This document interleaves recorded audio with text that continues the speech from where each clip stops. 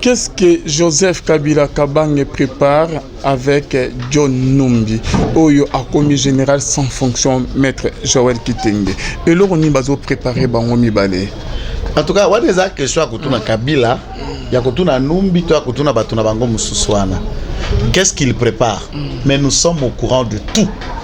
Pour les raisons sécuritaires, tout ça la politique, tout ça peut tout ça na mis sous mine. On ne peut pas étaler tout ici. Mais nous sommes suffisamment équipés. Les hommes de ce Conseil supérieur d'abord à la sécurité, ministre de la Défense Oazapé, originaire à Katanga, professeur Moukena, de s'en saisir de la question et nous voulons clair. Numbi ne peut pas être au-dessus puisqu'il est devenu général par la volonté de Kabila. Il n'a jamais été fruit d'une académie militaire. Ah bon? Non. C'est un civil à Otanajiferi. Alors, il ne peut pas devenir au-dessus de la mêlée et il peut être réprimé comme il peut être réprimé. Je l'ai dit, je pèse mes mots. Et nous attendons l'auditorat de tout faire. Si ces éléments s'avèrent être vrais, en tout cas, il est en train de jouer avec le feu. Il est en train de jouer avec le feu. Le Congo n'a plus cette logique-là de prise de pouvoir par les armes. Pourquoi ils vont venir avec les armes? Pour faire quoi que Kabila n'a pas su faire avec qui à l'époque? C'est ça le drame qu'il y a. Naambia mtu wote akukataka. Mtu wote unakutanisha mahali popote. Katanga ni yetu, ni yako, ni yangu. Msiache mtu ingawa jina yake nani. Jua kuharibisha Katanga puisque iko na mawazo yake mwa fulani. Dénoncer et faites connaître ces projets, c'est ce que nous voulons. Shalom, shalom, bien-aimés dans les seigneurs. Mbote na bino nyons tubozo la nabiso de partout. Boye malam na émission na bino rien que la vérité. Esika bonzambe ekita na loye mona malope na misalolo bonzambe ekita na loye moteme na maloba. Simana to ya koloba ke lola ezo futa biso bien-aimés dans les seigneurs. Merci na bande nyons tuba soutenir vraiment émission yo. Là na moni pasteur Fezamisi depuis Zurich et la bouche autorisée de l'Éternel. Pe na filo muko ya motema bivin c'est domo depuis Londres. Na maman Gisèle Louke, le motema papa Emmanuel na Boston, pe na frère Papi Kongé na bien-aimé dans les saints. Toujours na cadre ko informer bino. Tozongi ici ndeko o ke bobenga kiminyi o bosepela na makasi mwana mboka ndeko Joël Kitenge maître tozana e wana mbote papa. Mbote papa Alvin, mbote na batinyoso ya la voix céleste. Merci mingi na ba mingi basepela kolanda biso mikolo na mikolo nzamba pambola bango. Ok, maître Joël isolé ça c'est mon quoi. Tokota déjà na mozindo ya émission na biso. Retour ya sénateur Avi maître Joël na retour ya parlement zongi tomoni sénateur Avi monsieur Joseph Kabila azongi omonak buluye ke o esalamaki na parlement réaction non non ekoza ndeni par rapport ya retour na kati ya scène politique maître Joël Kitenge. Non événement, scène politique, est-ce qu'il y a Lungwa scène politique? C'est un non événement. Ah bon? À Lungwa scène politique, non. À Lungwa scène politique, c'est à Lungwa présidence et la République démocratique du Congo. Ça dit pour ça la politique, il faut que ça soit président. À ça sénateur, à Lungwa politique colonie. Azara ba député, baza kuna na parlement, baza majorité pas na premier ministre azai pas nae. Bakenda ka réunion pas na kingati mikronyo somona kalunga politique mukoloni. Tango anyolo sa bango molongo bonta babo nyama kuna bakota na kingati kombona kata lungwa politique. Batu nyoso bakomba ministre na ba ADG na kana ina na pona bango. Kalunga politique mukoloni. Moi eloko zoka misanga ine pourquoi Kabila azeli parlement est installé depuis décembre 2018. Une année et 9 mois. C'est ça des questions que je me pose. Parlement essaie banda, il y a banda parlement les longs en retard. Ils ont volonté naïe, ils ont choix naïe puisqu'il y a zali sénateur viageur. Ça veut dire fonction naïe on est allé à libella aussi longtemps qu'il y a ça. Mais en tout cas et ça signe moi comme alarme puisque Namboka Oyo aussi tozala na président de la République en fonction na ex-président Aza vivant Mazala qui na sénateur. Sur le temps quand en 67 quand Mobutu a renversé papa Kasavubu, Kasavubu est resté comme ex-président de la République démocratiquement élu, renversé par un coup d'état avec Okufa plus tard. après que Mobutu soit au pouvoir après des dizaines d'années na maladie. Akufa les mêmes jours d'ailleurs qu'Akufa na bomba na maladie plus tard. Alors nous reconnaissons que ça aurait été une occasion pour lui de permettre à ce que Kasavubu se retrouve au Parlement congolais à ce titre-là, mais le régime de Mobutu était ce que cela a été. Les autres côtés dans la liste, il y a des Béninois, il y a des Sud-Africains, il y a des Ghanéens, puisqu'il y a des Mathieu Kirikou, il y a des Boniaï qui étaient là même cette semaine. Il y a famille, il y a belle famille à président Sassou. Kuna Tozana Ramaphosa, Jacob Zuma, Tabumbeki, Nelson Mandela, paix à son âme, qui est mort, mais qui sont des ex-présidents. On a John Kufuor ou les restes. Même ici, dans Nigeria, on a Goodluck Jonathan et Amadou Yaradua, ils sont là. Goodluck est là. Et même quand on a débat, ils allaient à coup d'état dans Mali pour la Kosololisa. Donc, et pas la biso dans Congo, c'est une première. Maintenant, une première en Afrique. Non, une première au Congo, de voir quelqu'un ayaki na Kinshasa na pouvoir par les armes, na ba Rwandais. Et si Rwandais, les élections de 2006 ont essayé à donner un sens dans ces pouvoirs sanguinaires des armes et de tueries, conséquence na yango yangwana na est lelo, héritage Afdel et allié et héritier. Tangu tolungo siko na eloko wana.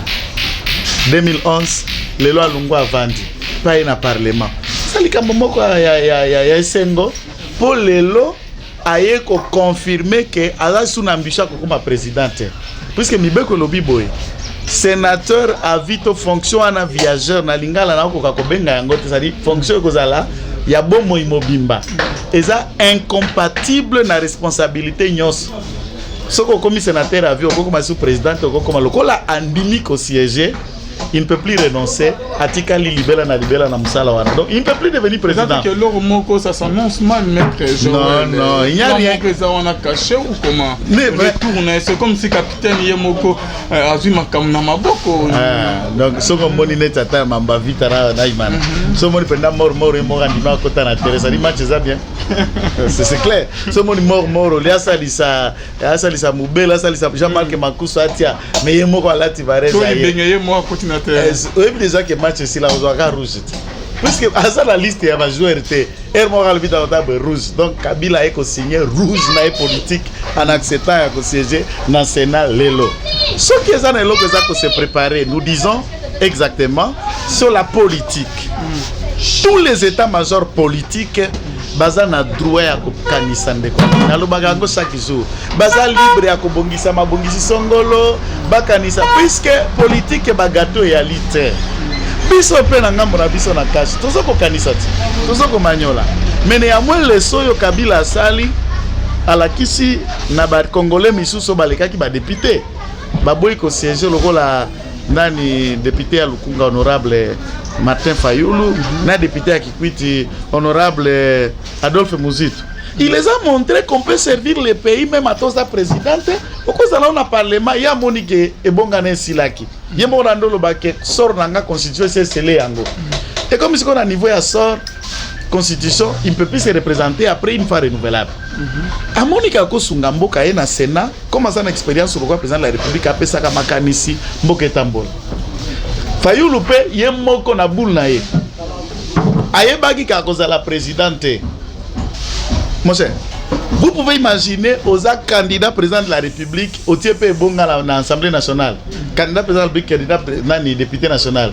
Puis yembo ala gisa biso ki boro esimbite na okota ngata kotosko. Moko esimbi. Parce que yenga libanda kuna na ba danse na ba tribune partout tout ça. Ole akosala la muka musique. Viens au parlement. Yaka kanisa mibeko loboko lobalakati awa. Muzitu memema. Zonga na parlement Kabila les a montré qu'on peut servir le pays même en étant un élu na kati ya parlement et nous disons félicitations et pas à Kabila ayaki bien alati kitoko sapato ya kitoko atezalaki mobondo. En tout cas nous félicitons son retour. Merci beaucoup maître Joël Kitenge. Réaction par rapport à la rencontre il y a président Sassou na Kabila bakutanaki na ebite so yebi bakutanaki arrivé na ya Sassou à part obseko ayelaki balobi ke ils ont annoncé loko moko yo mondeni ke koya na matanga aluki lo mo a créé que bakutana Kabila na Fati arrivé na au moins une présence na. Mais d'avance d'abord il faut que batuba ko landanga na Brazzaville na Afrique ba que ça n'a pas de leçon que ça Kabila na Félix hein. Comment ça? Il n'aime pas même pas un modèle. Mais pourquoi non, c'est comme ça mais là qui est message mon a coquille comme un message par le fait c'est le tout dernier dictateur en Afrique centrale après Paul Biya Ndeye. On a 38 ans il sous ça que na ba trentaine. C'est dans le sens wana démocratie qu'on a na Brazzaville je ne connais pas opposants sont enfermés arrêtés torturés condamnés même presse n'engeza kolobao yo kanisi ba chaîne lokola va se laisser Brazzaville lokozwa ngubu a film pote il n'a pas de leçon à copier ça la Kabila na Félix té mais lokola tata mobimbo nganzami na pouvoir yé pa luka ko kendete il peut avoir des idées ya koyebisa mwana mboka Kabila to ya koyebisa mwana mboka Félix la manière dont il faut gérer peu que bisa mwana Kabila bazio batunae ba ko sala ba lieutenant nae e ko coûter cher puisque vie ya Kabila ezana maboko ya Félix ko bika nae ko kota na makala na chambre na tikela e to ko zala libanda place azali kuna na kingatani na kingatoko so na kingana na kingasani plus wana ezo dépendre na Félix Tshisekedi plus d'énervement comme ba lieutenant nae ba qu'est-ce qu'on appelle Wilanya. Oh ya, oh accord. Le pays, monsieur Wilanya, est géré par la loi, par la volonté du constituant. Et la constitution, elle règle au bâtier pour le fonctionnement d'un État. Mibeko lobby, accord aux alliés légalement concret, et alliés Mibeko, pour na bateau bakanga kiango. Nekonemi. Président Félix, azalak dans le président IDP, ça sala ba accord na Fayoulou, na Mbemba na Katumbi na Suisse. Et kanga bisote, Elia mutu moko te pe ko etikala accord ya Félix na batuna ye to boya yango pe to tikala kondima yango te to boya mesala e président. Si vous prétendez faire allusion d'un accord fantôme inexistant de coquilles vides, sachez que ça ne va lier ni le Congo ni biso base ni l'IDPS ni parti moko allié IDPS. Donc on les a fantasmes boluka ko se pesa Kabila pour mesana koko saye dites à monsieur Kabila que place na yo yangwa no koti papa o zeremboka pesa ka mayele na ba sénateur pour joura ki ba question belo zalaka mbila uti mbila oyeko vana politique makambo belo mono ko aider Sénat et fonctionner en attendant biso peuple to se prononcer na mikolo ko ya na référendum. Pour la suppression à Sénat, puisque pour la biso, toi la mbongo tende konanga na mboko. Je parle pas de l'IDPS. Mbongo batia pour la bafuta ka sénateur na fonctionnement à Sénat. C'est grave. Tu sais que les députés provinciaux basali 10e mois un paiement yangoyo. Na ba assemblée provinciale. Je vous dis, fonctionnement ba institution ezakoli à quasi totalité à budget. Et il y a lié que nous regardons en face de tout na lelo. Est-ce qu'avons-nous besoin d'un Sénat à part l'Assemblée nationale? Ce sont des questions utiles. Et si nous supprimons le Sénat, il faut changer cette loi pour dire que Kabila devient un député à vie au lieu de sénateur pour se négocier à la liste. En attendant de supprimer le Sénat, il peut rester là pour contribuer pour le pays. Merci beaucoup, Maître Joré Ponama. Est-ce que vous avez dit que Alexis Tamouamagnon soit d'accord dans Maramozoloba? En tout cas, dans le temps où Alexis Tamouamamba, Aza papa Moko, n'a évité ni la vie. De quoi le film?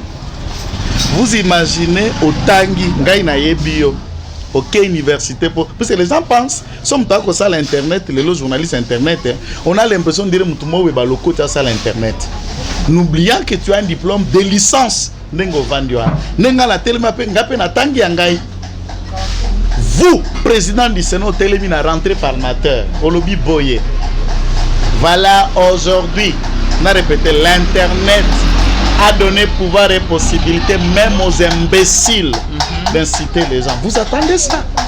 Voilà quand vous citez ces noms, mais pourquoi papa Yovi na enyo sezaka mafinga? Bijungoya ye. Afinga ba journaliste ba minable ba pauvre à l'époque ye. Akamata ba magistrat finga bango ba 3V au veste nani voyage véhicule.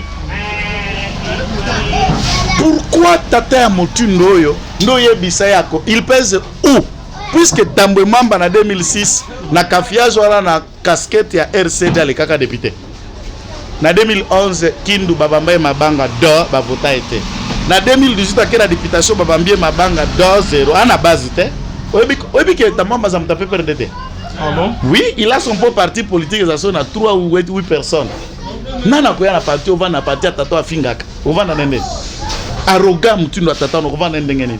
Qu'est-ce que ta maman va changer?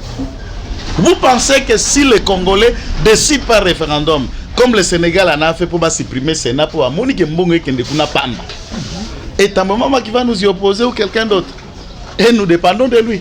Et ta maman, depuis les Zaïre jusqu'à ce jour, il est un modèle pour qui? Depuis les Zaïre. Pour qui il est un modèle? En tout cas, soyons un peu humbles, un moko tanga kabakombo mususo kosukisa. Pourquoi kotanga ta gilo andote? Pour rappeler sénateur FCC à Fondation Vidal. Autant ta gilo, non, comprendre que c'est un avocat, il monte, il est jeune, il a des signatures, ok, partout au côté de Bilo qu'on est à côté. Pourquoi kotanga ta gilo andote? Ton maître, comment il s'appelle? Maître Jimmy Ngalas. Jimmy Ngalas. Mangala Luka. Pourquoi Baki Kotinda ta Jimmy Ngalas a remplacé Kokoyo, Papa Ilunga? Est-ce que Congo a besoin de premier ministre Kokoba Rajwana? Ne bataka kizenga ne bati Papa Ilunga. Vous imaginez, t'as le salaire de la matata, t'as le salaire, t'as comme Mouzito à la Moïbi, mais t'as le salaire de la Mouzito dans la premier ministre. T'as le salaire de la Sami Badibang, t'as le salaire de la Moussou, en tout cas, t'as quoi avec Zonga Jeune, Papa Bari Chibala, avec Zonga Jeune, Zote Zongi Ngebungebu. Mais ok, Kamata Moka Oyo Naba pression sociale au Ezali, ou Kamati Koko, amorti déjà par le poids de l'âge, vous pouvez ser premier ministre, pardon quand même. Moi je plaide pour que Papa Ilunga Kende, Jimmy Ngalas est premier ministre, Serge Kadima est premier ministre, t'as Patrick Bekon est premier ministre. Pourquoi ils ont besoin il y a Makila Monsoussou, des gens qui réfléchissent autre chose. Si lui Kabila à 29 ans, il a essayé à réunir Congo au sein du gouvernement 1+4. Il a essayé de réussir au Salami en 2006, 2011 élection Salami, 2018 élection Salami. Il n'a même pas 50 ans. Ça montre qu'un jeune peut faire mieux, non? Pourquoi vous avez dit que Pépé Ilunga? En tout cas, Pépé Ilunga, attends, vous avez démissionné. Vous avez invité na bimi nangai. Eh! Maître Jean Kitenge, par rapport à l'information, il paraîtrait, Bando Bazola n'a pas bien conditionné, Maître Joël. Un avion américain vient d'atterrir Kinshasa. Par rapport au dossier Kabila, rien ne marche entre les Américains et Kabila. Maître Joël, qu'est-ce qui ne va pas au juste? Bon, les Américains, puisque balingi ko aider intérêt na biso to bazoya pona ba intérêt na bango ba présence na bango moko na Congo. Ezo pesa on dirait zo bangisa bandero ya FCC moi mingi. Ça le fait trembler du point de vue à faire kili na ba contrat caché qu'ils ont eu à faire avec eux. Mais moi je suis tshisekidiste nationaliste et là on a ajouté les sources. J'aime le Congo et les Congolais. Je ne souhaite jamais l'intérêt à aucun étranger, américain soit-il, français ou européen soit-il, avant intérêt à Congolais. Alors, par rapport à ça, tu as pression plus que Bateye alongola loboko ya kotia moninga bakal pour la gestion bakal nde ba kotia ya koyoka te. Au moment ça la neta zongi simaneti moi inda ebelo côté atindisikoyo ba lieutenant na c'est peut-être c'est Chadare, peut-être c'est Wilanya, c'est peut-être c'est quelqu'un d'autre ba bimina ba discours incendié. Mikolo comme lieutenant kaka nani o tipo na papa na no o la msusoyo. O azwagi lupanga moke babaka biloko libanda. Ngoi Kassange. Mikolo comme lieutenant Ngoi Kassange. Donc tout ça, ça n'aide pas le pays, ça n'aide pas le Congo à avancer. Si vous regardez, j'ai toujours dit cette histoire, chaque jour, quand vous lisez bien l'esprit de Kabila, vous sentez au fond de lui-même, il n'est pas à 100% un homme mauvais. Maintenant, à Sandas, à la Ganangwe, pas bateau, basé par la bateau, bazinga, quelqu'un pour intimider,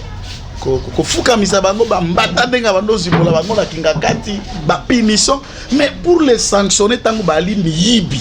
Tant que Bali va détourner, tant qu'on pêche aux responsabilités, c'est la chose où Eboma Kabila laxisme na impunité. Ce qui va américain pour des raisons que moi je ne connais pas, je ne sais pas comment commenter. Ce qui va pour la nature d'enquête, mais ça énerve. Pour Fatou, maman. Arrestation est-ce que c'est possible? Même si je n'approuve pas, je n'approuve pas la politique des gens de Kabila, mais ça ne change pas que les gens qui sont FCC sont des Congolais. Amérique, Fatou Ben Souda a lobby boyé. ba enquêter pour la exercice il y a armée israélienne na bande de Gaza pour la bombing ba enquêter pour la makambo Amérique sali wapi na Afghanistan. Vous imaginez que le gouvernement américain est gelé ba avoir ya Fatou Bensouda procureur ya CPI ba gérer biloko na ba boeli visa na ba personnel l'autre ya nani ya Alaé. Il y a Cour pénale internationale. Pourquoi? Puisque Balingi va enquêter contre les personnels américains. Et vous pensez qu'on ne peut pas enquêter pour les Américains? Bango va en avion pour un Congolais puisqu'ils sont des Américains. Ça se joue avec nous. Là maintenant tu es pour Kabila mettre. Je suis pour le Congo. Pour le Congo. Moi j'aime que Kabila soit arrêté par un juge congolais. S'il sera arrêté. Oui. Qu'il réponde ici devant les Congolais, pas Nyokoline ba Congolais. Algérie ma bende Congo, pas que ça me les États-Unis poani. A Samba wate. Ce qui a kokanga ma Samba. Ce qui a ko répondre na misala na a répondre dibosa ba Congolais to ko mona nen caméra, a ko répondre pas moyibi na e. Il pas répondre na caméra répondre moyibi, il pas répondre ici. Pourquoi les Américains? Pourquoi l'Europe? Moi je suis pas d'accord. Même tant que bakanga Kambemba, moi personnellement je n'ai jamais été d'accord que les Congolais soient jugés kuna et tout ça. Non. Que notre justice devienne compétente et capable de juger Congolais nyonso awa. Ok, makalo beti 20 ans na lokwa baninga obeti yangwao. Obeti no 1 mois lokwa baninga obeti yangwao. Ozongi soko zongi sala ba Congolais ozongi si awa. C'est ça que nous voulons. Et ça t'es la côté Kabila. Je suis tshisekediste, nationaliste, c'est le Congo qui est mon grand patrimoine. Et tous les Congolais où qu'ils soient, au moins le FCC et là que zoko boma bango ba s'accrocher ainsi mais je suis à 18 ans ba ko banga soki justice est comme ndenge ko kende wana en tout cas et que la milelo na milelo ne ba luka ko s'accrocher wana pour survivre. Mais le président de la République ne fait pas chasse à l'homme. Tous ceux qui sont poursuivis, on est en train de chercher des circuits où ça a été mis solo ya mboka. Au batinda ba futa ba armée zambienne, au batinda kango ya passeport, boko soma passeport et kena Émirats Arabes Unis, mbongo kota na ba compte congolais, kena Panama Papers, c'est cet argent là doit revenir pour que le Congo fonctionne. Vous imaginez que une entreprise comme Regal, depuis qu'elle est créée en 2011, doit en termes de taxes, de droits, d'impôts et de déclarations douanières 800 millions de dollars à l'État congolais. 800 millions de dollars à l'État congolais. Oui, mais quand on a balabala à Kobandawa, asphaltage à Kobandawa, tete Lubumbashi. Tigo mana 800 millions de dollars. Asphaltage, je dis bien. Macadam, au tiers voiture, non, on a toqué Lubumbashi na voiture.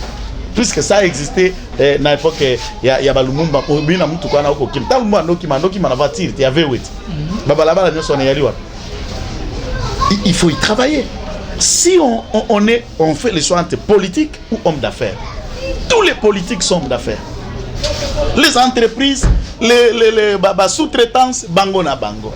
Comment est-ce que ça c'est agobé? C'est tant que Mbuta à Longola Kapouk, l'Union européenne a géré pour la gestion des déchets na ba poubelle na Kisasa, avec au pesa moi na nani Yannick.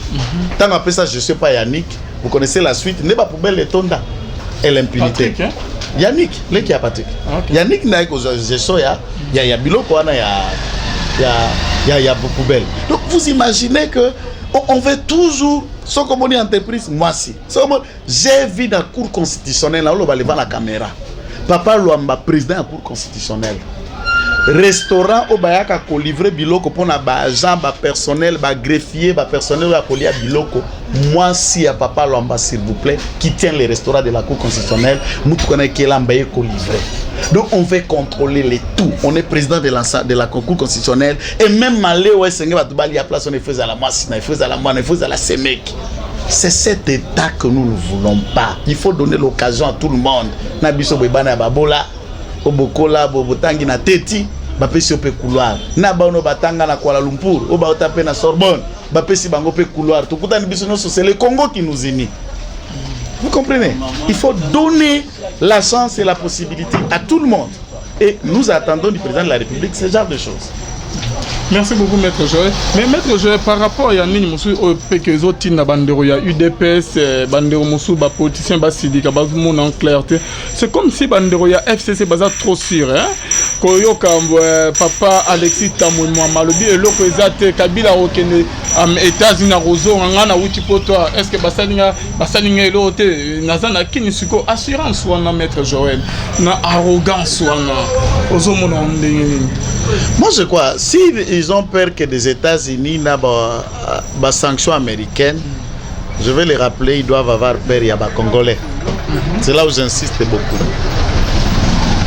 Et là, par rapport à la justice, oui,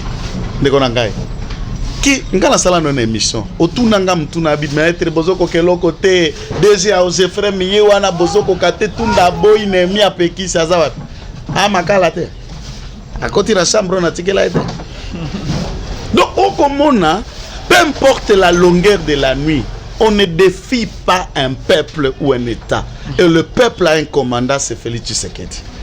Attention avec certains propos. Attention avec certains discours, ça ne risque d'énerver les sensibilités, les esprits et ça peut tourner mal pour certains états-majors politiques. Il faut que biso na biso to sala ba retenir na ba propos na biso to eba ni ne sengeli to loba ni ne sengeli to tenir te puisque ero komi kuta na 4000 locaux la yo moko na yo. C'est tes enfants, c'est ta famille qui vont en pâtir et Kabila wa bimisote. Puisque la preuve elle est là. Le camp de Kabila, des gens qui sont déjà arrêtés, qui ont été des problèmes avec la justice, je n'ai pas vu comment Kabila a vécu ce bango.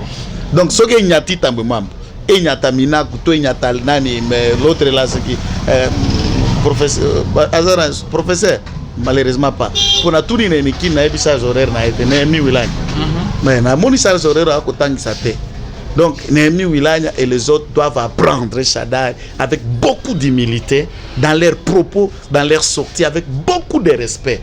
En politique, tous les coups sont permis. Ne pensez pas que avoir cette majorité, bénédiction, Mad in Nanga, Mad in Ubulu Kilomba, vous donne le monopole de tout.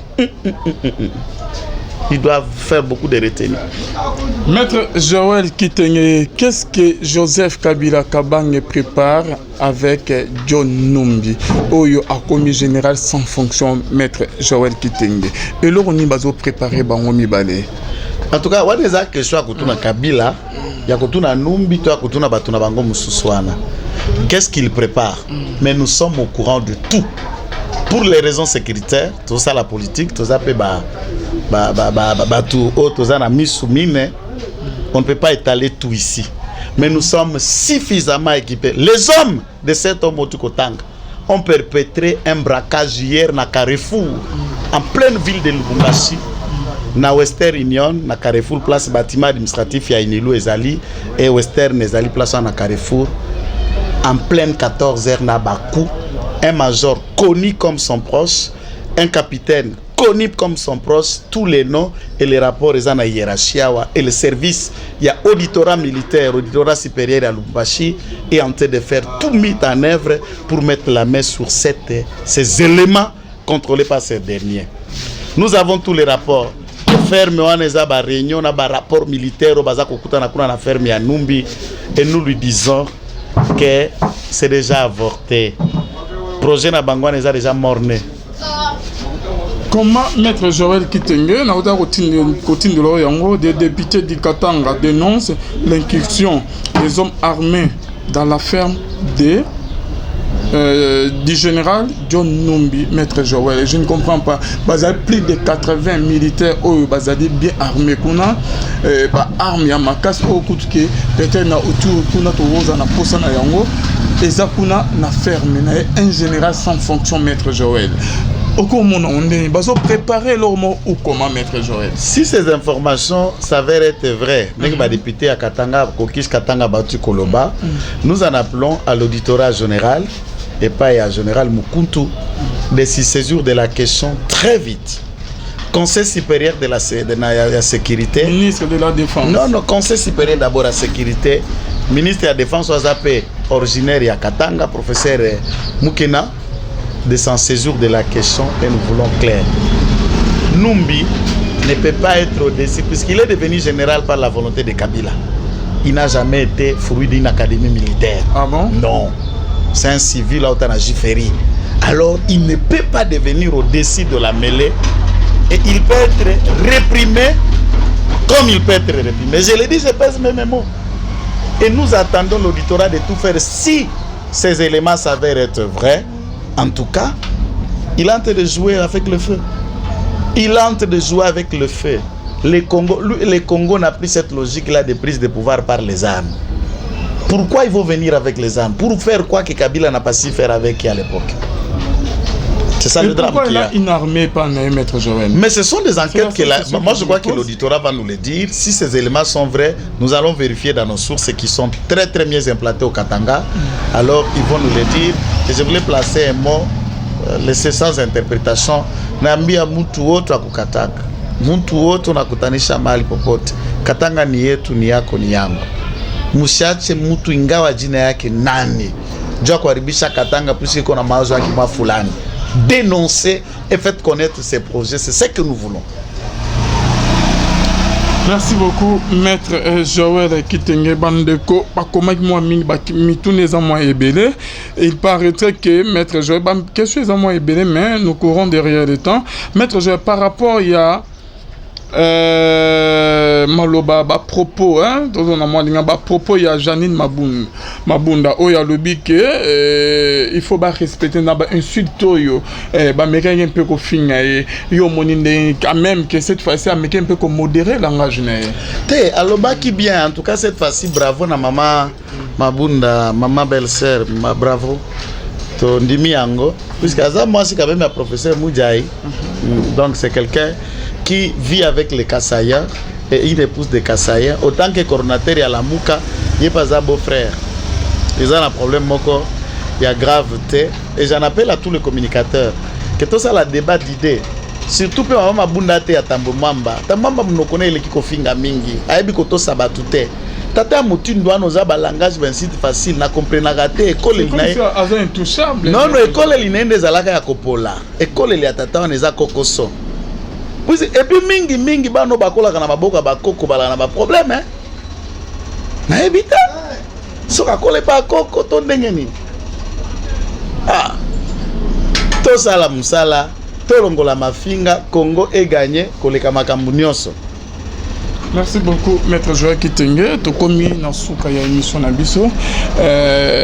Lilobani okolobana bayimboka o balanda du début jusqu'à la fin. Tout résumé nous sera par rapport à émission lelo. Moi j'insiste sur les capitaines et les majors au bas qui travaillent dans des miapes à Lubumbashi qui sont gérés et ils sont les intouchables à Lubumbashi. Ils sèment la roi et la terreur.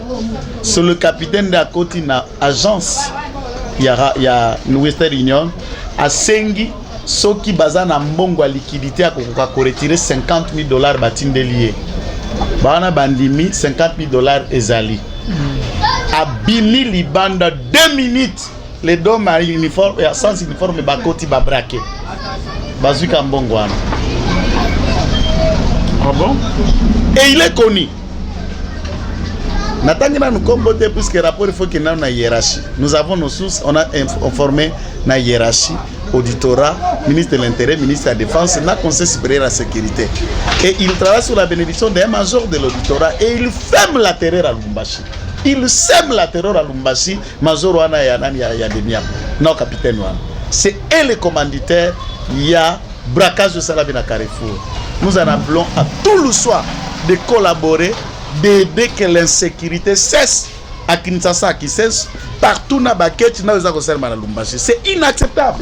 C'est inacceptable. C'est inacceptable. C'est ça mon mot de la fin. C'est cela mon mot de la fin.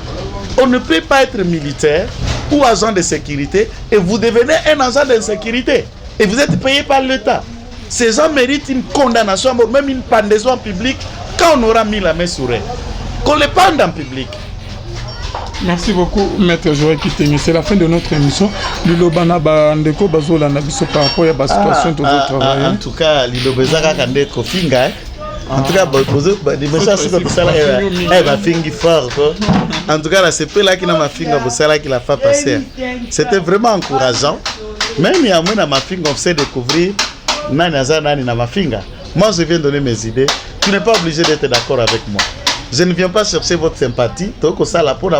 C'est mon devoir de parler, de réveiller, de s'adresser aux uns aux autres.